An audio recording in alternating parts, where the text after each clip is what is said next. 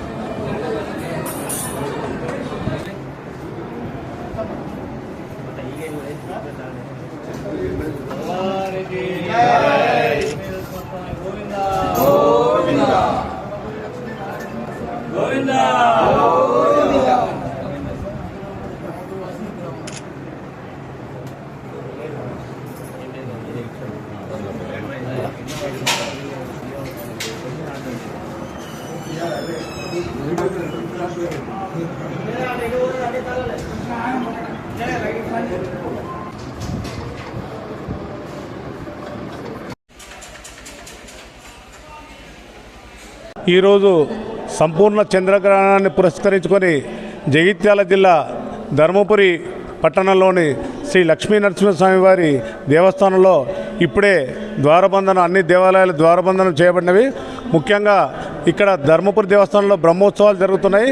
అన్ని దేవాలయాలు ఉదయం 7:30 గంటలకే మూసివేయబడినవి. కానీ బ్రహ్మోత్సవాల భాగంగా అంతర్గతంగా ఉదయం 6 గంటల నుండి 7 గంటల వరకు శ్రీ యోగా నరసింహస్వామి వారి డోలోత్సవం జరిపిన పిదప దేవస్థానంలో హోమాలు, ఇతరత్ర పూజలు జరిపి ఇప్పుడే అన్ని దేవాలయాలు ద్వారబంధనం చేయబడినవి.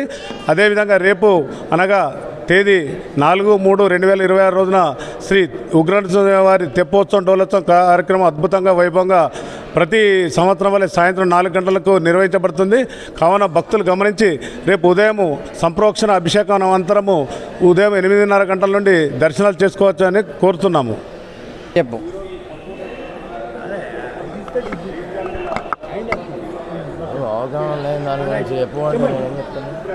ఈరోజు కేతుగ్రస్త సంపూర్ణ చంద్రగ్రహణాన్ని పురస్కరించుకొని జగిత్యాల జిల్లా ధర్మపురి క్షేత్రంలో లక్ష్మీనరసింహస్వామి వారి దేవస్థానం ఉదయం 9 గంటలకు కవాటబంధనం చేయడం జరిగింది.